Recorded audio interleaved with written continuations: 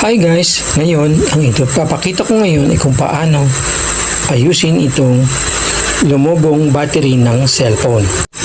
So guys, kaya lumulobo ang battery dahil sa sea of goop na tinatawag na electrolytes. So pag ginagamit mo siya, habang tumatagal, nagpo-produce siya ng gas kasi nabubulok siya.